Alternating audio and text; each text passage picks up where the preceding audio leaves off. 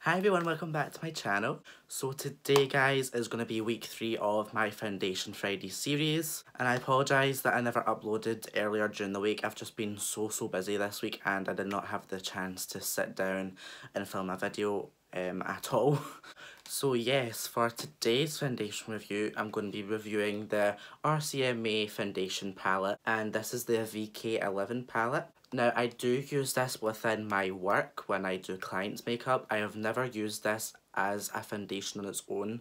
I've only used this to conceal areas that didn't have enough coverage, or I use it to mix in with foundations to either make them darker or lighter. I also use this to contour some people's skins as well, but like I say, I've never used this completely for foundation. The coverage on this stuff is meant to be quite good, and a little bit is meant to go a long way, so we'll be putting that to the test today and see if it actually does what it claims. So yeah guys, if you like this video, don't forget to give it a big thumbs up and subscribe to my channel to be part of my little YouTube fam here on YouTube. And yeah, let's just get straight into the video.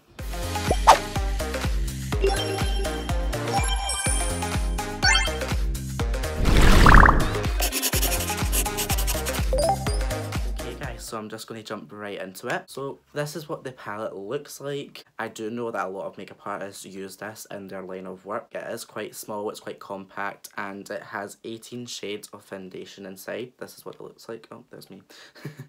So this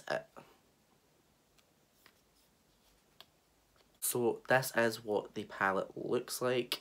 I have never used this on myself, so this is quite a pricey palette. If you are a makeup artist and you haven't brought the right shade or foundation along with you, it's really great just to customise and kind of mix in a darker, lighter shade to make the foundation match the client's skin a little bit better. But I am going to be using it as foundation today because it is a foundation palette, so yeah, state the obvious.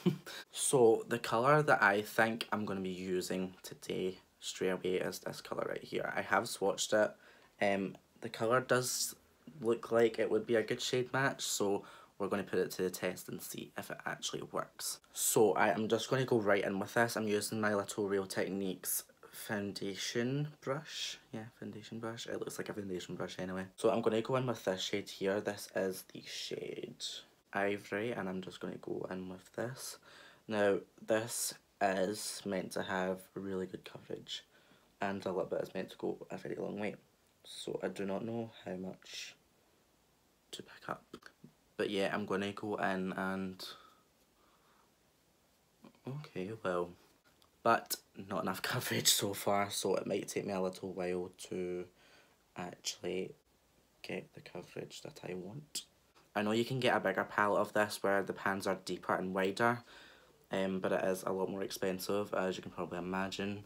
Okay, so plan B, I'm actually going to take my little Anastasia palette and I'm going to take my little spatula as well. I'm going to go in and take some of this shade here, and I'm going to take some of this bottom shade here and a tiny bit of the white. Okay, so okay, coverage is coming through. It is quite thick, and I really do not know how I feel about it. Like, it is giving me coverage, but it's a lot of work to blend out. So yeah, this is quite thick, I am not gonna lie. This would literally not be my go-to at all. I'm gonna go in with my Morphe M439 brush, and I'm just gonna go back over everything and try and blend it all out.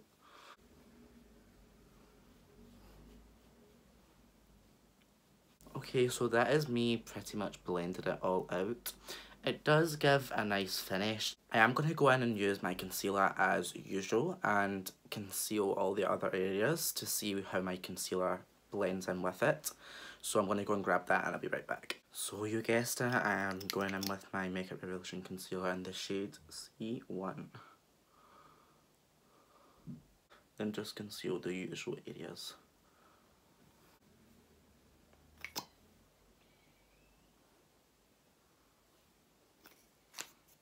Okay, so I'm going to go in with my damp beauty blender and blend all of that out.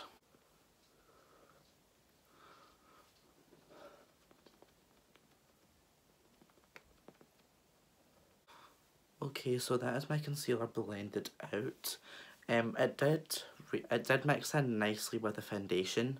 It does kind of give like a flawless kind of base, if you like, but it's a lot of work, like I said, to work in with the foundation. So I probably would recommend, if you're going to use that as a foundation, to mix in with another foundation that's liquidy or a moisturiser, just to kind of make it a little bit more easier to blend out. Okay, so I'm just going to go in and bake my face and set my whole face. So I'm going to go in with my Coty Airspun powder, which is my fave, as you all know, to just set underneath my eyes and bake all the high points of my face.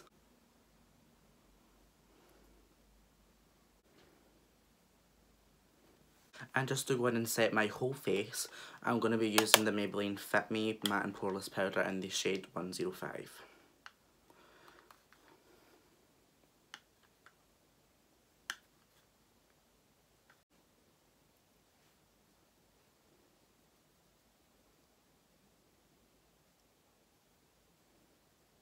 And looking at it now that I'm all finished, I have noticed one thing right away, is that right underneath my eyes, in the corners of my nose, and on the lines of my forehead, the foundation has already set into those lines.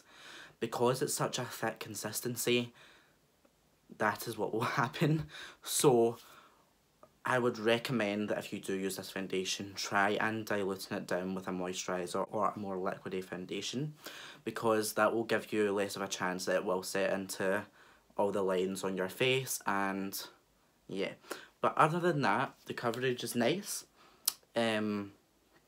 It matches my neck pretty well. I would never go back to this foundation palette personally. I just, like I said about 10 times already, I only use this in my line of work. I only use it to contour. I use it to conceal any little areas on a person's face where a bit more coverage. But other than that, that's what I use it for. I would never ever use this as a foundation, ever, at all. Even though the coverage is nice, it did take a lot of work to get it all blended out. It's very thick, and I do not like thick foundations. The thickest that I would ever go to is probably the Dermacol foundation. But yeah, that is like my overall review on that foundation palette. So yeah guys, I think that just wraps up this whole video. This probably wasn't my favourite of all the foundations I've tried so far. It was a bit of a disappointment, I'm not going to lie. I did expect a little bit better. I should definitely have 2 videos going up next week. Yet again, I apologise for not having another video up at the beginning of the week. I was just so busy. So you guys, if you liked this video, don't forget to leave it a big thumbs up and subscribe to my channel to see more videos from me in the future, and press that little bell button to be notified when I do post a new video. Alright everyone, I'll see you again in my next video. Bye guys.